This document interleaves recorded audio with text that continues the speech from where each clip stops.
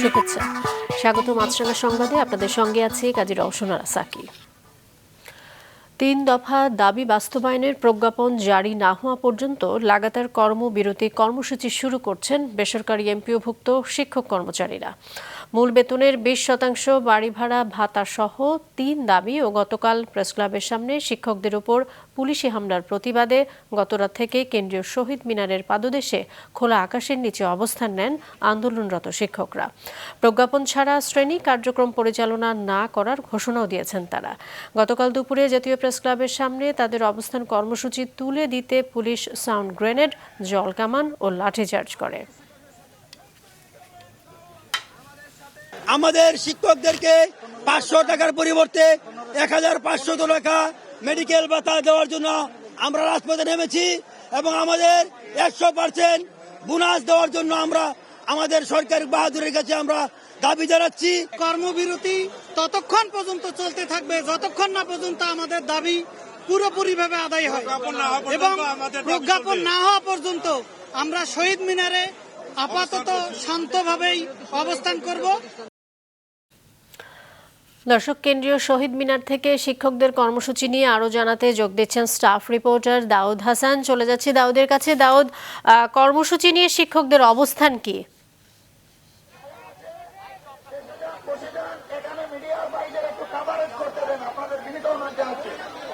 Psaki, লাগাতার দ্বিতীয় দিনে যে আন্দোলন শিক্ষকদের দাবি নিয়ে সেটা কিন্তু চলমান আছে। আসলে তাদের দাবির সাথে নতুন একটি দাবি যুক্ত হলো, সেটি হলো আজ থেকে কিন্তু সারা দেশে 30,000-এরও বেশি স্কুল এমপিওভুক্ত বেসরকারি স্কুল এবং মাদ্রাসা যেগুলো রয়েছে সেগুলোর কিন্তু সকল ধরনের পাঠদানের কার্যক্রম বন্ধ করা হয়েছে। এর আগে গতকালকে থেকে তাদের যে দাবি, সেই দাবি ছিল যে 20 ভাগ যে বেতন পায় সে বেতনের সাথে 20 ভাগ হারে বাড়ি ভাড়া বাড়ানোর পাশাপাশি 1500 টাকা করে যে চিকিৎসা ভাতা সেটি যুক্ত করার দাবিতে সেই আন্দোলন ছিল। সেই আন্দোলনের দাবিতে তারা কিন্তু অনড় এবং পাশাপাশি যেহেতু গতকালকে পুলিশের সাথে তাদের একটি দফায় দফায় সংঘর্ষের ঘটনা ঘটেছে, সেই দাবিতে বিচারের দাবিও কিন্তু জানাচ্ছে। এই সকল দাবি নিয়ে আসলে তারা কিন্তু মাঠ ছাড়বে না এমনটি কিন্তু বলছে। আমরা দেখেছি গতকালকে যখন তাদের সাথে পুলিশের দফায় দফায় সংঘর্ষের পরে শহীদ মিনারে দুপুরবেলা এসে অবস্থান নেয়, এরপর থেকে দেখেছি যে রাত ভর এখানে শিক্ষকরা ছিলেন এবং বেলা যতই বেড়েছে ততই কিন্তু বিভিন্ন জায়গা থেকে সেই আন্দোলন যোগ দিয়েছেন এবং তাদের যে দাবি সেই দাবির কথাই কিন্তু বারবার বলছে। তারা একটি কথা কিন্তু বলছেন যে স্পষ্ট করে বলছেন শুধুমাত্র এবার কোনো আশ্বাস নয়, এবার কিন্তু প্রজ্ঞাপন নিয়েই, এই দাবির প্রজ্ঞাপন নিয়েই তারা কিন্তু মাঠ ছাড়বেন এবং প্রতিষ্ঠানে যাবে। তারা চায় না শিক্ষার্থীদের আসলে ভবিষ্যৎ তাদের পাঠদানের যে সকল কার্যক্রম সেগুলো বন্ধ থাকুক। তারা চায় দ্রুত তাদের দাবি বাস্তবায়ন হোক এবং প্রজ্ঞাপন আকারে জারি হয়, সেটি তারা নিয়েই কিন্তু যেন পাঠদানের কার্যক্রম শুরু করতে পারে সেই কথাগুলো কিন্তু বারবার বলছে। এছাড়া শিক্ষকরা বলছে তাদের দাবি যদি না মানা হয় তারা কঠোর হুঁশিয়ারি দিয়েছে। শুধুমাত্র আন্দোলন এই শহীদ মিনার এবং মাঠ পর্যায়ে কেন্দ্রিক নয়, সচিবালয়ে গিয়ে এবং শিক্ষা উপদেষ্টা কিন্তু পদত্যাগের দাবিও কিন্তু এখান থেকে শিক্ষকরা বারবার ঘোষণা দিচ্ছে, এমন কথা কিন্তু শিক্ষকরা বলছে। সাকি, দাউদ, আপনাকে ধন্যবাদ। দর্শক, কেন্দ্রীয় শহীদ মিনার থেকে শিক্ষকদের কর্মসূচির সবশেষ পরিস্থিতি জানালেন সহকর্মী দাউদ হাসান। জুলাই আগস্ট আন্দোলনের সময় হত্যাসহ মানবতাবিরোধী অপরাধের অভিযোগে ক্ষমতাচ্যুত প্রধানমন্ত্রী শেখ হাসিনার বিরুদ্ধে করা মামলায় যুক্তিতর্ক উপস্থাপনের দ্বিতীয় দিন আজ। বিচারপতি গোলাম মর্তুজা মজুমদারের নেতৃত্বাধীন আন্তর্জাতিক অপরাধ ট্রাইব্যুনাল 1-এ যুক্তিতর্কের প্রথম দিনের শুনানিতে আওয়ামী শাসন আমলে সংঘটিত বিভিন্ন অপকর্মের ইতিহাস তুলে ধরেন চিফ প্রসিকিউটর। প্রসিকিউশনের যুক্তিতর্ক উপস্থাপন শেষে আসামি পক্ষের আইনজীবী যুক্তিতর্ক উপস্থাপন করবেন।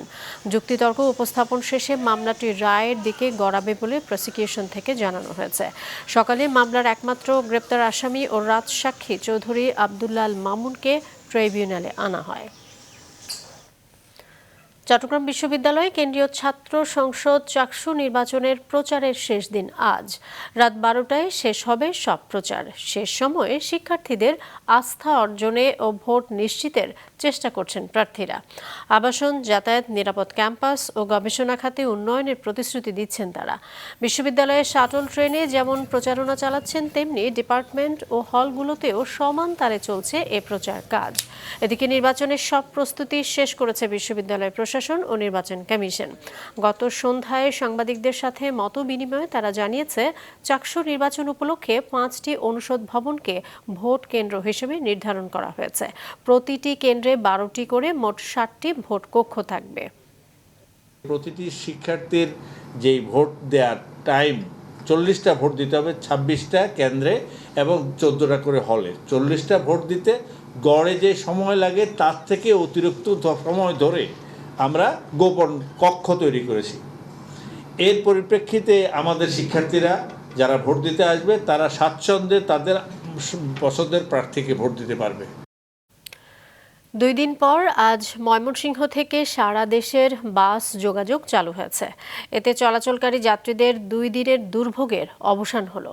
গতকাল রাতে জেলা প্রশাসক ও পুলিশ সুপারের সাথে পরিবহন মালিক শ্রমিকদের আলোচনায় বাস চলাচল শুরুর সিদ্ধান্ত হয়। সকালে মাছকান্দা বাস স্ট্যান্ড থেকে ঢাকার উদ্দেশ্যে ছেড়ে গেছে ইউনাইটেড পরিবহন, শৌখিন পরিবহন সহ সব ধরনের বাস সার্ভিস। ঠাকুরগাঁওয়ের পীরগঞ্জে ছাত্রদলের 2 গ্রুপের মধ্যে গত সন্ধ্যা থেকে রাত 11টা পর্যন্ত বেশ কয়েক দফা সংঘর্ষ হয়েছে। পৌর শহরের বিভিন্ন স্থানে এই সংঘর্ষে অন্তত 9 জন আহত হয়। ঘটনার ভিডিও ধারণের সময় বাদল হাসান নামে এক সংবাদকর্মীকে লাঞ্ছিত করার অভিযোগ উঠেছে। আহতদের মধ্যে আশঙ্কাজনক 2 জন দিনাজপুর মেডিকেল কলেজ হাসপাতালে এবং বাকি 7 জন পীরগঞ্জ উপজেলা স্বাস্থ্য কমপ্লেক্সে চিকিৎসাধীন আছে। স্থানীয়রা জানিয়েছেন, পৌর ছাত্রদলের সদস্য সচিব জীবন হামিদ ও ছাত্রদল কর্মী শ্রাবণ শুভ গ্রুপের মধ্যে কয়েকদিন ধরে একজন মেয়ে বন্ধুকে নিয়ে বিরোধ চলছিল। এরই জের ধরে গতকাল তারা সংঘর্ষে জড়ায়। এ ঘটনায় এখনো পর্যন্ত কোনো মামলা হয়নি। চুয়াডাঙ্গায় বিষাক্ত মদ পান করে নিহত হয়েছে 6 জন। গুরুতর অসুস্থ অবস্থায় আরও 3 জন চুয়াডাঙ্গা সদর হাসপাতাল ও বাড়িতে চিকিৎসা নিচ্ছে। সদর উপজেলার শঙ্করচন্দ্র ইউনিয়নের ডিঙ্গেদহ বাজার এলাকায় এ ঘটনা ঘটে। স্থানীয়রা জানায়, বৃহস্পতিবার রাতে কয়েকজন মিলে বিষাক্ত স্পিরিট পান করে। এতে শনিবার 5 জনের মৃত্যু হয়। রোববার হাসপাতালে চিকিৎসাধীন অবস্থায় মারা যান আরও একজন। গত সন্ধ্যায় ঘটনাটি জানা যায়। গত মধ্যরাত পর্যন্ত অসুস্থদের খোঁজে বাড়ি বাড়ি তল্লাশি চালায় পুলিশ। মৃতদের সবাই শ্রমিক ও ভ্যান চালক। স্থানীয়দের অভিযোগ, ডিঙ্গেদহ বাজারে দীর্ঘদিন ধরে অবৈধভাবে দেশি মদ বিক্রি হলেও প্রশাসনের কার্যকর নজরদারি নেই। সরবরাহ সংকটের অজুহাতে দেশের বিভিন্ন জেলায় ডিমের দাম বেড়েছে। এতে বিপাকে পড়েছেন নিম্ন আয়ের মানুষ। সপ্তাহের ব্যবধানে দাম বেড়ে যাওয়ায় ক্ষোভ জানিয়েছেন তারা। সকালে দিনাজপুরের হিলি উপজেলার বিভিন্ন বাজারে প্রতি ডজনে ডিম 12 টাকা বেড়ে 132 টাকায় বিক্রি হতে দেখা গেছে। রাজবাড়ীর খুচরা বাজারে একই পরিমাণ ডিমের দাম 132 থেকে 135 টাকায় বিক্রি হচ্ছে। ব্যবসায়ীদের দাবি, বৈরী আবহাওয়ার কারণে খামারগুলোতে ডিমের উৎপাদন কম হওয়ায় বাজারে ডিমের ঘাটতি দেখা দিয়েছে। আন্তর্জাতিক প্রসঙ্গ, ফিলিস্তিনের গাজায় বন্দি বিনিময় শুরু করেছে হামাস ও ইসরায়েল। এরই মধ্যে 7 জিম্মিকে রেড ক্রসের কাছে হস্তান্তর করা হয়েছে। ইসরায়েলি গণমাধ্যমগুলো এ খবর জানিয়েছে। যুদ্ধবিরতি চুক্তির অংশ হিসেবে সকালে গাজা উপত্যকায় ইসরায়েলি জিম্মিদের মুক্তির প্রক্রিয়া শুরুর ঘোষণা দিয়েছে আন্তর্জাতিক রেড ক্রস কমিটি। সিদ্ধান্ত অনুযায়ী আজ 2000 জনেরও বেশি ফিলিস্তিনি বন্দির বিনিময়ে 20 জন জীবিত ইসরায়েলি জিম্মিকে মুক্তি দেওয়ার কথা। আফগানিস্তান সীমান্তে ব্যাপক সংঘর্ষে তালেবানের 200 জনের বেশি সৈন্য ও অন্যান্য যোদ্ধা হত্যার দাবি করেছে পাকিস্তান। পাকিস্তান আরও জানিয়েছে, আফগানিস্তান সীমান্তে রাতভর সংঘর্ষে তাদের 23 সেনা নিহত, 29 জন আহত হয়েছে। এদিকে তালেবান সরকারের মুখপাত্র জাবিহুল্লাহ মুজাহিদ দাবি করেন, তাদের হামলায় 58 পাকিস্তানি সেনা নিহত হয়েছে আর নিজেদের 9 সেনা নিহত হয়েছেন বলেও জানান তিনি। রক্তক্ষয়ী সংঘর্ষের পর 2 দেশকে সংযম প্রদর্শনের আহ্বান জানিয়েছে সৌদি আরব ও কাতার। এবারে খেলার খবর। মেয়েদের ওয়ানডে বিশ্বকাপে নিজেদের চতুর্থ ম্যাচে দক্ষিণ আফ্রিকার মুখোমুখি হবে বাংলাদেশ। বিশাখাপত্তমে ম্যাচটি শুরু হবে বাংলাদেশ সময় বিকেল 3:30টায়। আসরে 3 ম্যাচ খেলে মাত্র একটিতে জয় পেয়েছে বাংলাদেশ। সবশেষ নিউজিল্যান্ডের বিপক্ষে 100 রানে হেরেছে নিগার সুলতানা জ্যোতির দল। তাই প্রোটিয়াদের বিপক্ষে ঘুরে দাঁড়াতে চায় তারা।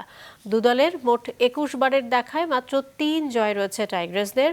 প্রোটিয়ারা জিতেছে 18টি ম্যাচ। আসরে লিগ পদ্ধতিতে খেলছে 8টি দল। সেরা 4 দল খেলবে সেমিফাইনাল।